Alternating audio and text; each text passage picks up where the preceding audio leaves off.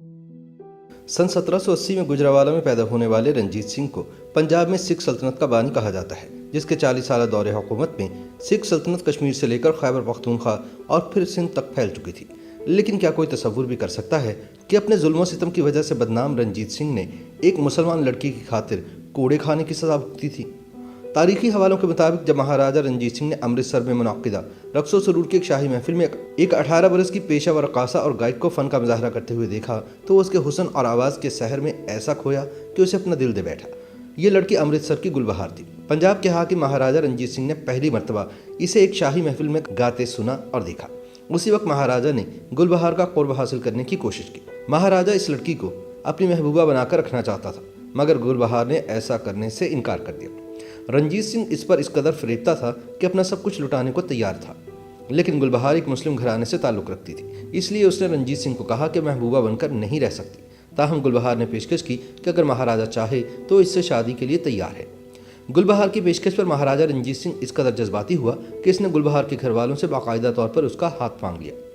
एक रिवायत के मुताबिक गुलबहार ने शादी की पेशकश के साथ ये शर्त रखी थी कि रंजीत सिंह खुद इसके घर वालों से रिश्ता मांगने के लिए पैदल चलकर लाहौर से अमृतसर आए। दूसरी जानिब पंजाब के महाराजा के लिए भी सिख मजहब से बाहर एक मुसलमान लड़की से बाकायदा शादी करना इतना आसान नहीं था। सिख मजहब के मजहबी अफराद ने रंजीत सिंह के इस फैसले का बहुत बुरा मनाया। चुनांचे महाराजा को अमृतसर में वाक़ सिखों की मुक़द्दस इबादतगाह अकाल तख्त पर तलब कर लिया गया।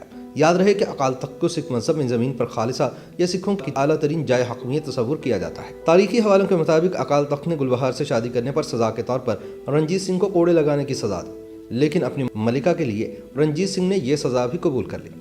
उस वक्त रंजीत सिंह की उम्र 50 बरस से ज़्यादा थी, लेकिन मसला ये था कि महाराजा था। इस कदर बासर शख्सियत को कोड़े कौन लगा सकता था। दूसरी तरफ अकाल तख्त का हुक्म भी था, जो रद्द करना रंजीत सिंह के लिए भी मुमकिन नहीं था। इस मामले का हल ये निकाला गया कि रेशम के कपड़े से बना एक कोड़ा तैयार किया गया, जिससे रंजीत सिंह को पीटा गया और सज़ा पूरी हो गई। इस तरह महाराजा ने कोड़े भी खा लिए और गुलबहार को भी नहीं छोड़ा। रंजीत सिंह ने गुलबहार से शादी के लिए बाकायदा तौर पर मेहंदी लगवाई, तलाई जेवरात ज़ेबतन किए, अपना शाही लिबास पहना और हाथी पर सवार हुआ। शादी की तकरीब से एक रात कबल महफिल मौसीकी मुनक्किद हुई, मुजरे हुए और चिरागों किया गया। इस महफिल में गाने वालों को इनाम में 7,000 रुपये दिए गए। ये उस वक्त एक बहुत बड़ी रकम थी। शादी की तकरीब धूमधाम से हुई, जिसके बाद शाही जोड़ा अमृतसर से लाहौर के लिए रवाना हुआ, लेकिन लाहौर में दाखिल होने से कबल दरिया रावी का एक छोटा सा नाला इनके रास्ते में हायल हो गया।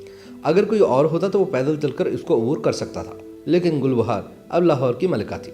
यह कैसे हो सकता था कि मलिका पालकी से उतरकर पैदल चलकर नाला अबूर करती। गुलबहार ने ऐसा करने से इनकार कर दिया। कहा जाता है कि इस नाले के ऊपर एक पुल तामीर किया गया, जिस पर चलकर मलिका ने नाला अबूर किया। बाद में ये पुल कंजरी या कंजरी के पुल के नाम से मशहूर हुआ। इसका कुछ हिस्सा आज भी मौजूद है। पाकिस्तान और इंडिया के दरमियान सन 1971 की जंग के दौरान ये पुल काफ़ी ज़्यादा खबरों में रहा था।